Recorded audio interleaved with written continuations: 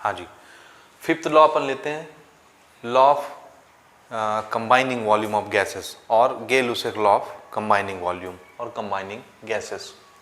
Okay, शुरू के जो 4 लॉ हमने पढ़े हैं वो लॉ किसके साथ डील करते हैं? मास के साथ।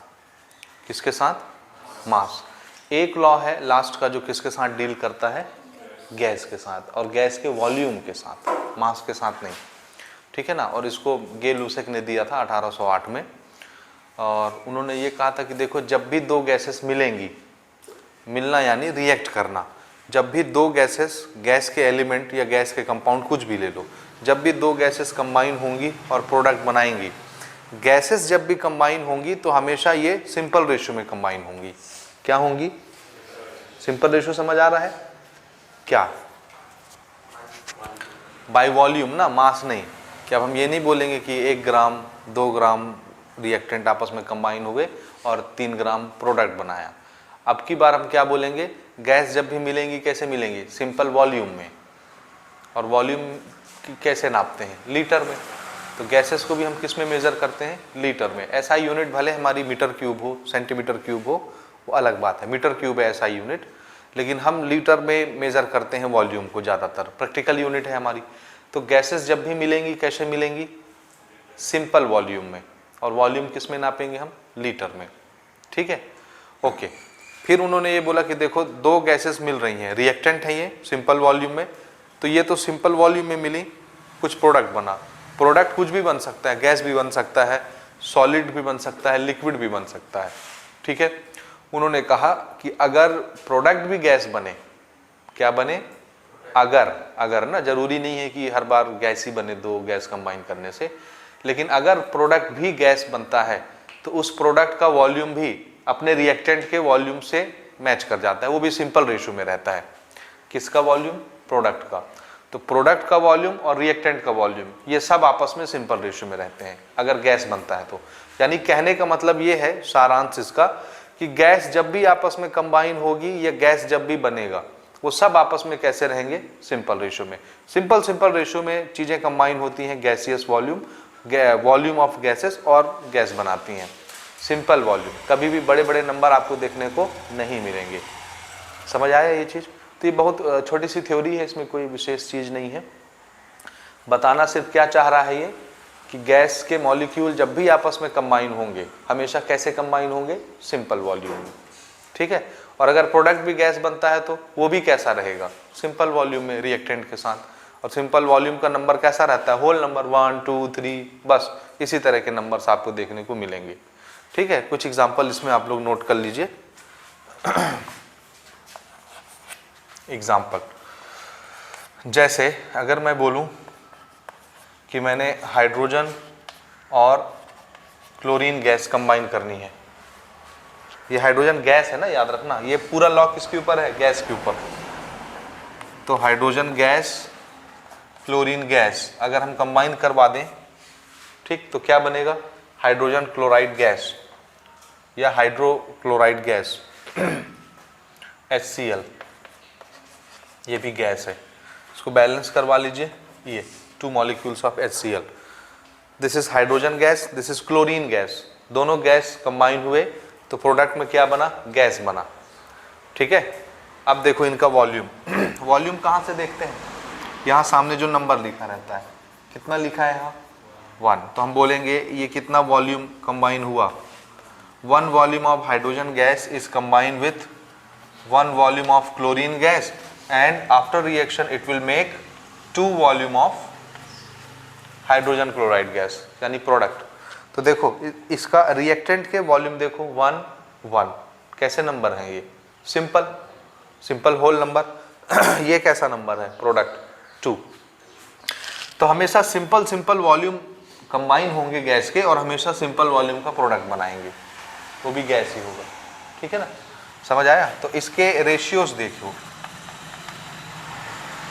रेशियो, हाँ क्या है रेशियो जी? 1:1 और 1:2, यानी सिर्फ आपको सिंपल होल नंबर रेशियो देखने को मिलेगा।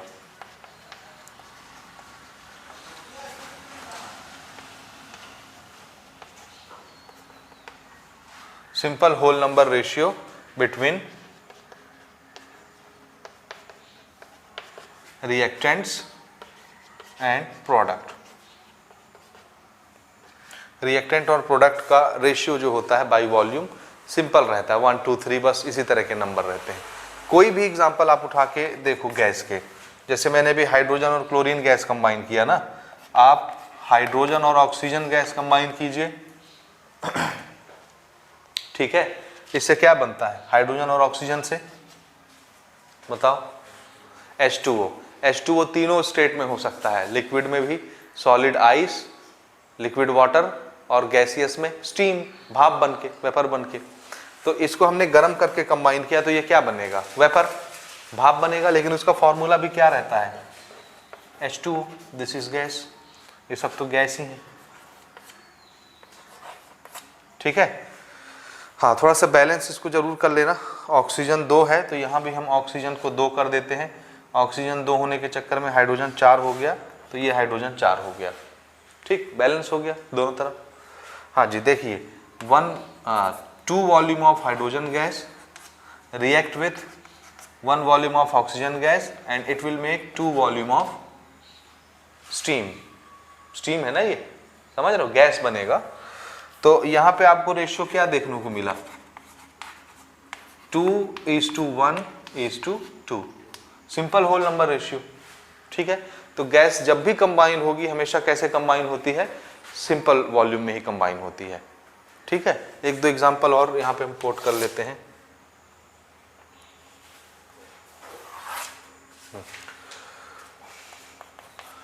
हमने कंबाइन किया नाइट्रोजन एंड हाइड्रोजन,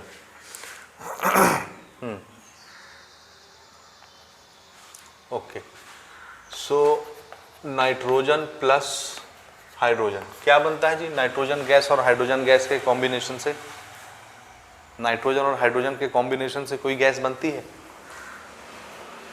नहीं बनती। अमोनिया, अमोनिया का फॉर्मूला क्या होता है, NH3, इसका क्या नाम है, अमोनिया गैस, ठीक है। फॉर्मूला क्या है, NH3। थोड़ा सा बैलेंस कर लेते हैं, अगर नहीं है बैलेंस तो यहाँ पे नाइट्रोजन के कितने एटम हैं, 2, और वहाँ प्रोडक्ट में 1, तो उसको भी 2 होना चाहिए, ये 2 नाइट्रोजन हो गया। नाइट्रोजन 2 होने के चक्कर में हाइड्रोजन कितना हो गया, बोलो 6, ये कितना है 2, तो 6 बनाने के लिए क्या करना पड़ेगा, 3, ठीक है, okay. How many volume of nitrogen gas here, 1 volume, और हाइड्रोजन के 3 वॉल्यूम, और अमोनिया गैस के 2 वॉल्यूम। तो इसका रेशियो क्या आया, 1:3:2, सिंपल होल नंबर रेशियो, ठीक है, समझ आ रहा है। कोई भी एग्जांपल लेके देखो, जैसे कार्बन मोनोऑक्साइड गैस और ऑक्सीजन गैस कंबाइन करते हैं, this is gas, this is gas, क्या बनेगा, कार्बन डाइऑक्साइड गैस। ये कार्बन मोनोऑक्साइड और ऑक्सीजन दोनों गैस है, कंबाइन होकर के कार्बन डाइऑक्साइड बनाते हैं, वो भी गैस है। इसका वॉल्यूम जरा देखो, थोड़ा बैलेंस करो, पहले बैलेंस है क्या चेक कीजिए। इधर ऑक्सीजन के कितने एटम है, 2, इधर ऑक्सीजन के कितने एटम है रिएक्टेंट में, 3, तो ये बैलेंस नहीं है। ओके, कैसे बैलेंस करोगे, अगर मैं इसको 2 कर दूं तो ये कितना हो गया, 2 ऑक्सीजन 2 ऑक्सीजन, कितने ऑक्सीजन 4, तो ये हमने कर दिया 4 ऑक्सीजन, और कार्बन यहाँ कितने 2, यहाँ भी कार्बन 2, हो गया बैलेंस, ठीक हो गया बैलेंस। ये है 2 volume of carbon monoxide, 1 volume of oxygen, और ये क्या बना रहा है, 2 volume of product carbon dioxide gas. Ratio देखो क्या बना,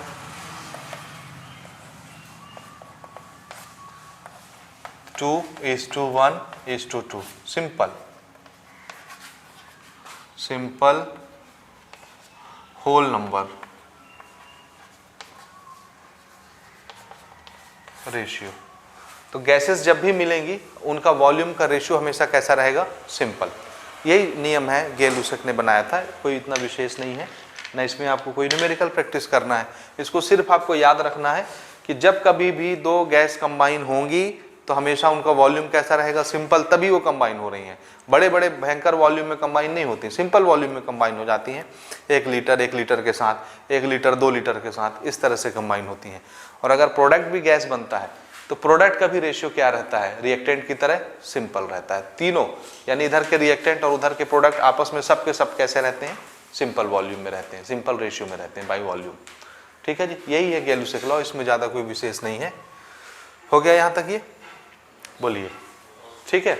हाँ, ये जरूर याद रखना कि लॉ ऑफ केमिकल कॉम्बिनेशन में स्टार्टिंग के 4 लॉ मास के साथ डील करते हैं, मास के बारे में बात करते हैं, और लेकिन ये किसके बारे में बात करता है, ये गैस के वॉल्यूम के बारे में बात करता है, गैस के वॉल्यूम के बारे में, और उधर के सब मास के बारे में बात करते हैं। ठीक है, ओके। अब इसके बाद हमको कुछ हाइपोथेसिस पढ़नी है एवोगैड्रो के, ठीक है जी। उस पर मैं भी आता हूँ, उसको बताता हूँ, लेकिन उससे पहले हमको डाल्टन्स एटॉमिक थ्योरी पढ़नी है। ठीक है, डाल्टन साहब ने 1808 में एटम की थ्योरी बनाई थी। ठीक है, उस समय उनके ज़माने में 1808, सोचो 1800, अभी तो 21वीं शताब्दी चल रही है ना, लगभग 200-300 साल पहले, 300 ही हुआ ना। 1808 से 1908 100 साल, 1908 से 2008 200 साल, और अभी क्या चल रहा है, 2008, ज़्यादा तो नहीं हुआ है ना, लगभग 200 सवा 200 साल हुए हैं।